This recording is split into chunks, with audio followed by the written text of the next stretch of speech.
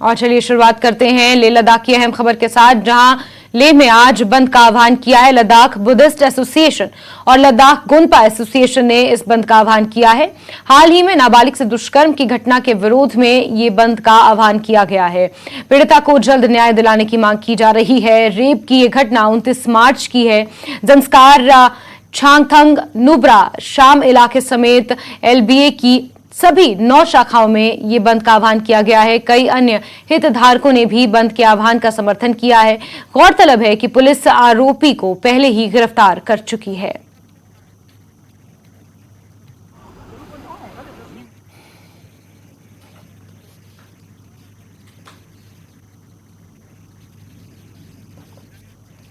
वहीं लेह स्वास्थ्य विभाग ने एक कोविड मॉक ड्रिल का आयोजन किया। एसएनएम अस्पताल लेह के चिकित्सा अधिकारी डॉक्टर रिंचन चोटसेन की उपस्थिति में मॉक ड्रिल का आयोजन हुआ। जिला सर्विलांस अधिकारी डॉक्टर कर्मा और स्टाफ भी इस दौरान मौजूद रहे। लेह में 42 सक्रिय मामले हैं, इनमें से 4 अस्पताल में भर्ती हैं। कोविड से निपटने के लिए पुख्ता इंतजाम किए गए हैं और इसी के मद्देनजर इस मॉक ड्रिल का भी आयोजन किया गया था।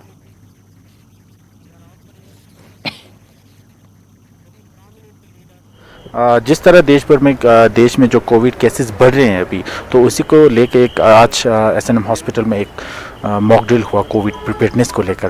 तो इस विषय में हमारे साथ बात करने के लिए जुड़े हैं Rinchen Chosten medical officer SNM hospital Leh. तो मैम, जो आज ये कोविड प्रिपेयर्डनेस पे एक मॉक ड्रिल हुआ था, उसके बारे में बताओ। हाँ जी, आज ना जैसे हमें वैसे भी ऊपर से ऑर्डर मिला है मिनिस्ट्री से कि हर जगह जितने भी हॉस्पिटल्स है सब में ना मॉक ड्रिल करना है। तो मॉक ड्रिल का एक ये होता है कि हमें ये, वैसे तो हम हमेशा हर तरह से पिछले साल से वैसे भी ना कोविड हैंडल कर रहे हैं वैसे भी, तो लेकिन फिर भी हम ये चाहते हैं कि हर एक बंदा, अगर कोई पेशेंट आए फ्लू केसेस लेके, उसको हम कैसे हैंडल करें, कैसे टेस्ट करें और ट्रायज के हिसाब से माइल्ड, मॉडरेट और सीवियर में कैसे मैनेजमेंट करें, तो उसका मॉक ड्रिल होता है बेसिकली कि आप कैसे हैंडल करते हो। और सारे स्टाफ इसका अवेयर है कि नहीं, वो देखने के लिए कि प्रिपेयर्डनेस रहने के लिए बेसिकली वो होता है अवेयरनेस प्लस प्रिपेयर्डनेस। तो वैसे भी प्रिपेयर तो ऑलरेडी है, ऑलरेडी वैसे भी चल रहा है कोविड पॉजिटिव पिछले दिनों फिर से शुरू हो गया है।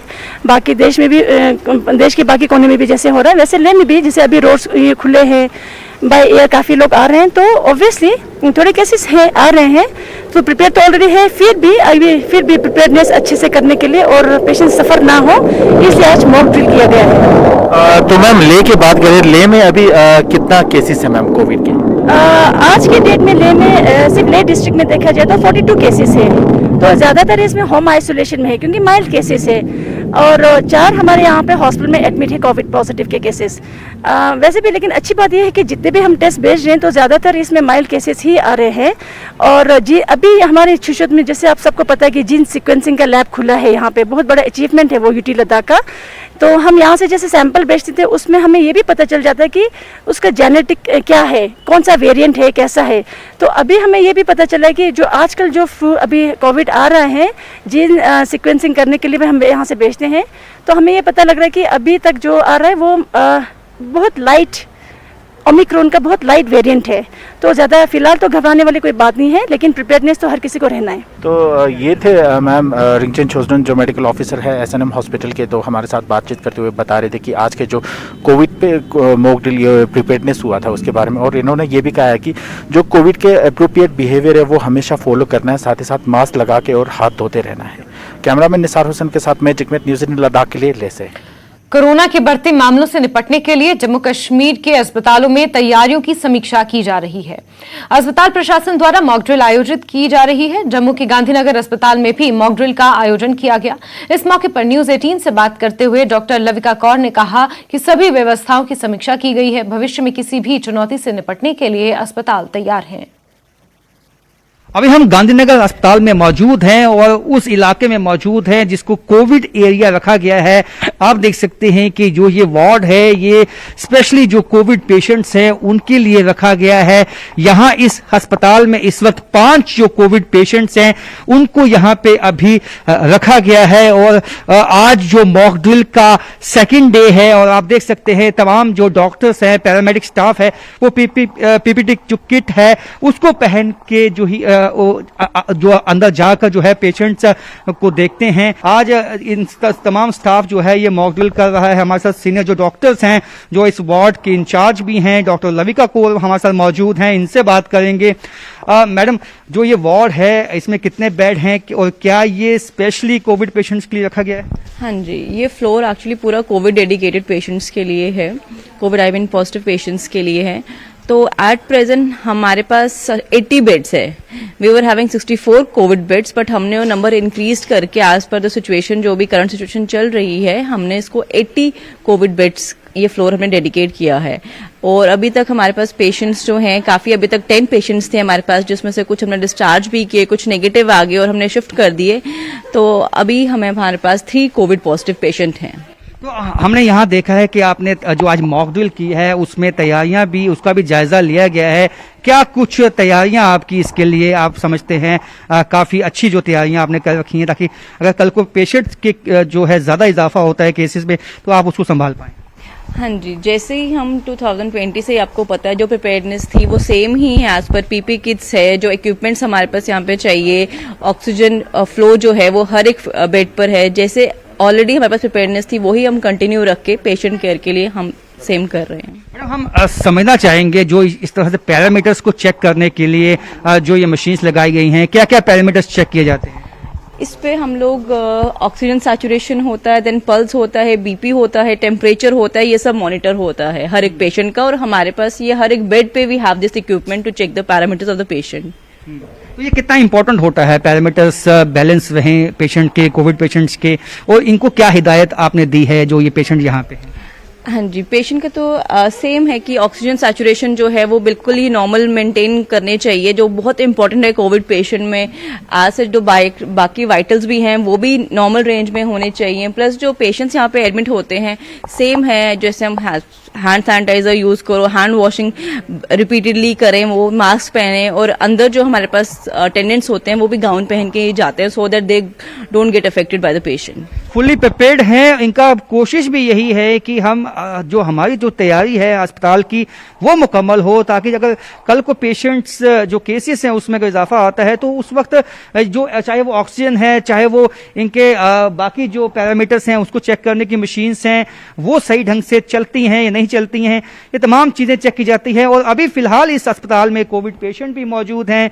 मेरे पीछे हमने आपको दिखाया कि किस तरह से उन कोविड पेशेंट्स की केयर यहाँ पे की जा रही है, और यदि अगर स्थिति बिगड़ती है तो उसको निपटने के लिए भी ये मॉक ड्रिल की गई है और अपनी तैयारियों का जायजा लिया गया है। कैमरामैन आशु के साथ राजन वैद, न्यूज़ 18। और एक बार फिर बात करेंगे बड़ी खबर की, जहां लेह में आज बंद का आह्वान आज किया गया है। लेह बुद्धिस्ट एसोसिएशन और लेह गोनपा एसोसिएशन ने इस बंद का आह्वान किया है और नाबालिग से दुष्कर्म की घटना के विरोध में ये बंद किया गया है। पीड़िता को जल्द न्याय दिलाने की मांग की जा रही है। एक तरीके से विरोध यहां पर लेह की जनता जता रही है। 29 मार्च की एक घटना है और इसी पर ज्यादा जानकारियों के साथ हमारे सहयोगी मोरूप स्टेंजन हमारे साथ जुड़े हुए हैं। मोरूप, पीड़िता को इंसाफ दिलाने के लिए इस बंद का आह्वान किया गया है और एक तरीके से प्रोटेस्ट यहां पर देखने को मिल रहा है, विरोध जता रही है लेह की जनता जो नाबालिगा के साथ जिस तरीके से दुष्कर्म हुआ था। क्या तस्वीरें इस वक्त देखने को मिल रही हैं मोरूप, और क्या कुछ अतिरिक्त जानकारियां मिल पाई हैं?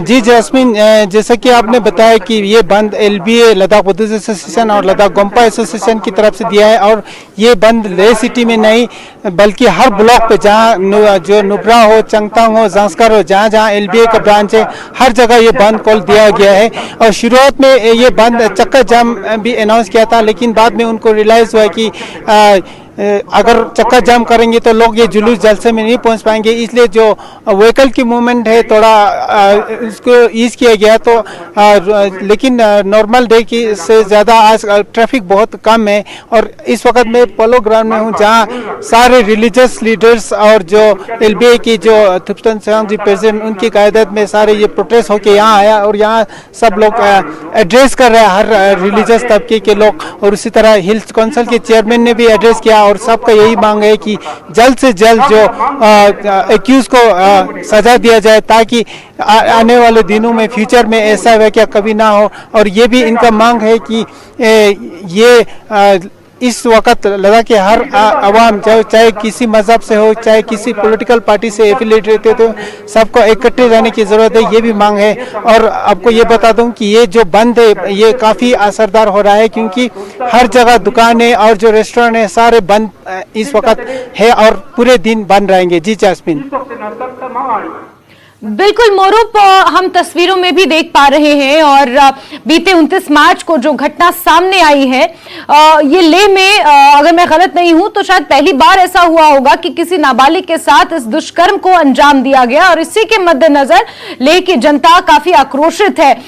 मोरूप, आपने कहा कि बहुत सारे राजनीतिक दलों को भी इसमें शामिल होने का न्योता दिया गया है, क्या कोई प्रतिनिधिमंडल वहां से भी इसमें जुड़ा हुआ है या प्रशासन की तरफ से भी क्या इस बंद को सपोर्ट मिल रहा है, वहां से भी कोई नुमाइंदे जुड़े हुए हैं?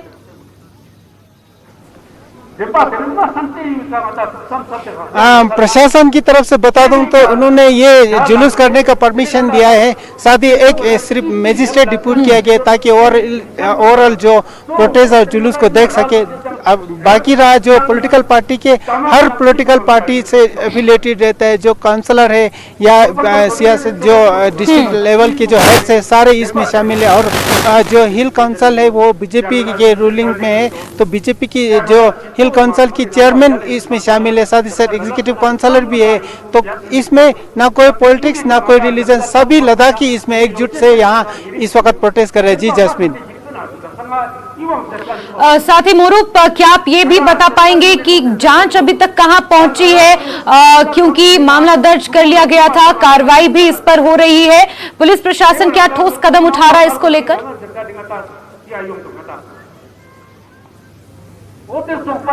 जी जस्मिन, पुलिस की तरफ से सारे एविडेंस जो विक्टिम्स और एक्यूज के स्टेटमेंट के बेसिस पे सारे एविडेंस कलेक्ट करा है, लेकिन उसमें हम ज़्यादा नहीं जाएंगे क्योंकि ये जांच का विषय है।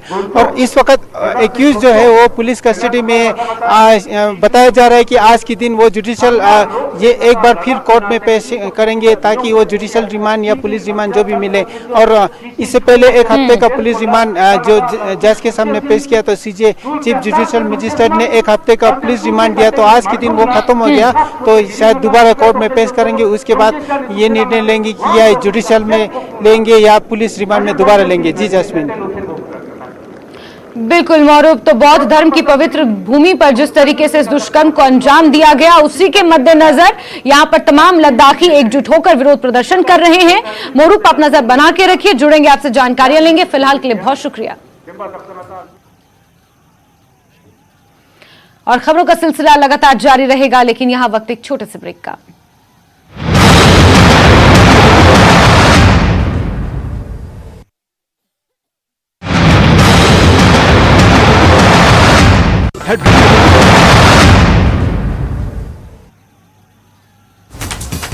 और ब्रेक के बाद बात एक बड़ी खबर की करते हैं, जम्मू से मिल रही है, जहां जम्मू कश्मीर में कोरोना के मामलों में लगातार बढ़ोतरी हो रही है।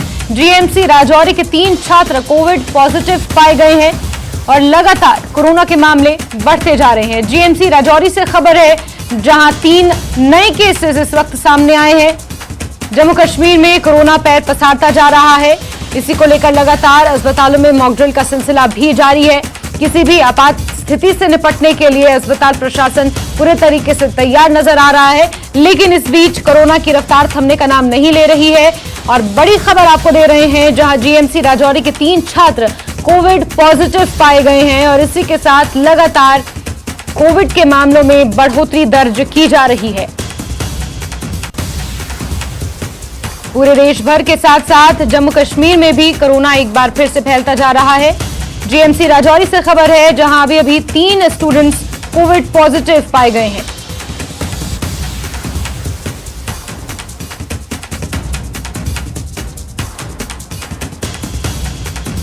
भेजे हैं ताकि आगे जो चीफ मेडिकल ऑफिसर और डिस्ट्रिक्ट एडमिनिस्ट्रेशन जैसे वो दिशा निर्देश जारी करेंगे उसके अकॉर्डिंगली जो है वो हम चलेंगे। क्या कोई इंतजाम इसके बाद जो है वो किए गए हैं? 3 केस जो है ये क्या कुछ सकते हैं? देखिए, जैसे कल भी मैंने जो है सोशल मीडिया में या मीडिया के लोगों से बात की थी, तो उसमें मैंने कहा था कि कल हमारी एक मॉक ड्रिल हुई है कि जिसमें हमने अपनी प्रिपेयर्डनेस जो कोविड को लेकर के उसको हमने असेस किया है।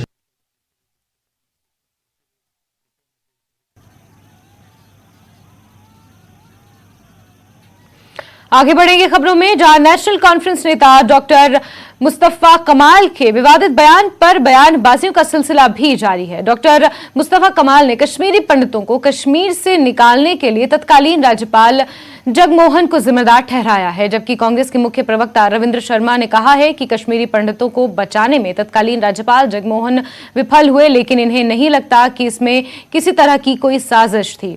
उधर बीजेपी प्रवक्ता अल्ताफ ठाकुर ने डॉक्टर मुस्तफा कमाल के बयान पर प्रतिक्रिया देते हुए कहा कि अगर कश्मीर के पंडितों के माइग्रेशन के लिए किसी को दोषी ठहराया जा सकता है तो वो केवल एनसी अध्यक्ष डॉक्टर फारूक अब्दुल्ला हैं, क्योंकि उन्होंने उस वक्त पंडितों को बेबस छोड़ दिया था। इधर जो गुजर चुके हैं उसका बेटा है, इन्होंने इनकार किया जाने से। इनको उठा के वर्दी पोशों ने उठा के हवाई जहाज में डाल के दिल्ली भेज दिया। जो बड़े बड़े पंडित थे वो गए नहीं, उनको घसीट के बाहर ले लिया। और सैफुद्दीन सोज साहब की तकरीर मैंने अपने कानों से सुनी है। जगमोहन उस वक्त दिल्ली में थे। दिल्ली में उनको दोस्तों ने कहा कि हमें खबर मिली है आप दोबारा कश्मीर जा रहे हो गवर्नर, ये आपके लिए बड़ी एजाज़ है, आपको दूसरी दफ़ा भेज रहे हैं। आप वहाँ जाके क्या करोगे? पहला काम क्या होगा? पहला काम क्या होगा? मैंने जो है पंडित जो वहाँ हैं उन सबको बाहर निकालना है, क्योंकि वहाँ पंडितों की और कश्मीरी मुसलमानों की शक्ल में फ़र्क नहीं है। ये नहीं, बिल्कुल ज़रा सा भी फ़र्क नहीं है। एक भी लगता है कश्मीरी, दूसरा भी लगता है कश्मीरी। इसलिए अगर हम गोलियां चलाएंगे, ये मैं वसूख से कहता हूँ, गोलियां चलाएंगे तो इसमें पंडित भी मारा जाएगा। इसलिए फैसला किया है हमने पंडितों को यहाँ से निकालने के लिए। और खुद जगमोहन के पास जब पंडित गए, उसने कहा आपको 2 या 3 महीने के लिए बाहर रहना है, मुझे 2-3 लाख मुसलमान मारने हैं, कश्मीर का मसला ही हल होगा। और हम ये वसूख के साथ आज भी दोहरा रहे हैं, जो मफाहमत का कमीशन कायम किया जाए ताकि ये पता चले कि ये कश्मीरी पंडितों को टारगेट किसने किया है। हम इस वक्त भी एहतसाब कमीशन चाहते हैं, ट्रूथ एंड रिकन्सिलिएशन कमीशन, ये कायम किया जाए। पता चलेगा डॉक्टर मुस्तफ़ा कमाल या नेशनल कॉन्फ्रेंस सच कह रही है या ये लोग सच कह रहे हैं। देखिए, डॉक्टर मुस्तफ़ा कमाल साहब का स्टेटमेंट जो है उसको मैं कैसे कंट्राडिक्ट कर सकता हूँ, लेकिन सवाल ये है कि जम्मू कश्मीर के अंदर मिलिटेंसी 33 साल हो गए हैं और इस 33 साल में जो कश्मीरी पंडित भाई हैं वो मुल्क के डिफरेंट हिस्सों में और जम्मू के अंदर भी आए और क्या नाम है घरों से बाहर रह रहे हैं। अभी तक उनकी वापसी का कोई बंदोबस्त हो नहीं रहा है। 33 साल कम उम्र नहीं, कम वक्फा नहीं होता है। दूसरा यह है कि नेशनल कॉन्फ्रेंस ने एक स्टैंड लिया था कि एक ट्रूथ एंड रिकन्सिलिएशन कमीशन तैयार किया जाए, बनाया जाए, जो ये देखे कि ये हुआ कैसे। वो कोई करने के लिए तैयार नहीं है। फिर 10 बातें इधर से आती हैं, 10 बातें उधर से आती हैं। तो उन चीज़ों को लेके डिफरेंट जो स्टेटमेंट्स आते हैं, प्रोवोकिंग स्टेटमेंट्स आते हैं, तो मैं समझता हूं कि वंस फॉर ऑल एक कमीशन मुकर्रर कर देना चाहिए कि ये हुआ कैसे और क्यों हुआ। देखिए, बड़े दुर्भाग्यपूर्ण बात है कि माइनॉरिटी कम्युनिटी के कश्मीरी पंडितों की हत्याओं का इन लोगों को याद नहीं रहा कि जिस तरह का वातावरण था 1990 में, उस तरीके से एक दहशत का माहौल पैदा किया गया माइनॉरिटी कम्युनिटी के अंदर। कश्मीरी पंडितों को, वहाँ के पूरे मुस्लिम्स को भी, लेकिन खास करके माइनॉरिटी कम्युनिटीज के लिए एक वातावरण वहाँ बना आतंकवादियों द्वारा, पाकिस्तान द्वारा। उनकी साजिश थी। उसमें जो गवर्नर जगमोहन थे, उनके बैकी के पीछे भारतीय जनता पार्टी समर्थक सरकार थी दिल्ली के अंदर। और उस वक्त उन लोगों ने जो फैसला लिया वो फेलियर तो हो सकता है कि उन लोगों को पर्याप्त सुरक्षा दी जाती या उस तरह का वातावरण कहीं बनाया जाता कि वो वहाँ से पूरे पलायन करके जम्मू ना निकलते। लेकिन अब भी जब हत्याएं हो रही हैं तो 5500 जो कश्मीरी पंडित मुलाजिम वहाँ गए थे, जब जम्मू के 3000 के करीब मुलाजिम वहाँ थे, वो सारे जम्मू के सड़कों पे हैं और 8 महीने से भूख हड़ताल धरने कर रहे हैं। जब दहशत का माहौल बनता है, आज भी ये सरकार नहीं रोक पाई। उस वक्त भी ये गलती जरूर थी कि वहाँ से उन सब लोगों को पर्याप्त सुरक्षा या कोई ऐसा एरिया नहीं बनाया गया कि जहां पे उनको सुरक्षित रखा जाता, लेकिन उस वक्त रॉकेट लॉन्चर और बम चल रहे थे, इसलिए गलती हो सकती है। लगता है कि सेफ पैसेज दिया गया आतंकवादियों को? गलती हो सकती है असेसमेंट में, लेकिन साजिश के तहत ये कहना कि उनको बचाना एक गलती थी या साजिश थी, मैं नहीं मानता। देखिए, या तो मुस्तफा कमाल हालात से बेखबर है या जानबूझकर वो कश्मीरी पंडितों पर सियासत कर रहा है।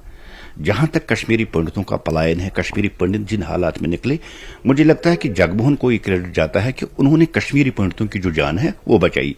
अगर हालात के मुताबिक उस वक्त कश्मीरी पंडित कश्मीर से माइग्रेशन नहीं करता तो मुझे नहीं लगता आज कोई कश्मीरी पंडित जिंदा था। जिस तरह से यहाँ निज़ाम मुस्तफ़ा के नारे लग रहे थे, यहाँ क्या चलेगा निज़ाम मुस्तफ़ा, और जिस तरह से कश्मीरी पंडितों को टारगेट करना, कश्मीरी पंडितों को मारना, उनकी जायदाद को जलाना, उन पर कब्जा करना, और आज भी देख रहे हैं कि आज अगर आप देखेंगे तो एक बहुत बड़ा एक प्लानिंग के तहत उस वक्त कश्मीरी पंडितों को यहां से निकाला गया, और उसमें खासकर यही पॉलिटिकल पार्टी के लीडर्स शामिल हैं जिनको इस जमीन पे कब्जा करना था। और आज आप उसके फैक्ट्स आप देख रहे हैं कि आजकल मंदिरों की जमीन तक को भी लीज किया गया, उसको भी हड़प किया गया। आप अगर मानेंगे कि ये सारा अगर कश्मीरी पंडितों का कश्मीर से अगर जाना तो वो सिर्फ डॉक्टर फारूक साहब की जिम्मेदारी है, जिन्होंने कश्मीरी पंडितों को बेसहारा छोड़कर कश्मीर से खुद भाग के लंदन में बैठ गए। अब मुस्तफा कमाल डॉक्टर फारूक साहब की उस नाकामी को छुपाने के लिए जगमोहन साहब पे इल्जाम दे रहे हैं, लेकिन सच में अगर उस वक्त आज अगर जम्मू कश्मीर भारत के साथ जुड़ा हुआ और जम्मू कश्मीर भारत का अभिन्न अंग है, हालात उस हद तक पहुंच गए कि बहुत ज्यादा खतरा लगता, ये सारा जगमोहन साहब को क्रेडिट जाता था। हमारे साथ बीजेपी के सीनियर लीडर देवेंद्र सिंह राणा साहब किस तरह से लेते हैं? मुस्तफा कमाल जैसे सीनियर लीडर ये कह रहे हैं कि एक साजिश के तहत इनको जम्मू लाना था और उसके बाद कोई अपना घर किसी साजिश के तहत नहीं छोड़ता है। अपने घर से बेघर होना जो है वो किसी को मंजूर नहीं है, और कोई आदमी अपना घर जो है वो कभी छोड़ेगा नहीं। जो कश्मीरी पंडित विस्थापित हुए वो एक मजबूरी में हुए, और जिस हालत में वो हुए वो मंजर जो है सभी के सामने है। अपने घर से 2 कपड़े लेके जो लोग भागे, तो इसका मतलब वहां एक माहौल था, एक माहौल बनाया गया था, और उस माहौल को रोका नहीं जा रहा था, और उस माहौल के चलते कश्मीरी पंडित वहां से चले ना। कोई आदमी ने किसी ने साजिश की तो कोई आदमी छोड़ के तो नहीं घर अपना चला जाएगा। तो मैं समझता हूं गैर जिम्मेदाराना बयान है डॉक्टर मुस्तफा कमाल साहब का, उनको जिम्मेवारी से बात करनी चाहिए। और इसी के साथ फिलहाल प्राइम नून में इतना ही, लेकिन जम्मू कश्मीर, लद्दाख और हिमाचल की अहम खबरों के लिए आप जुड़े रहें न्यूज़ 18 JKLH के साथ। वक्त एक छोटे से ब्रेक का, ब्रेक के उस पार देखिए धार भी रफ्तार भी।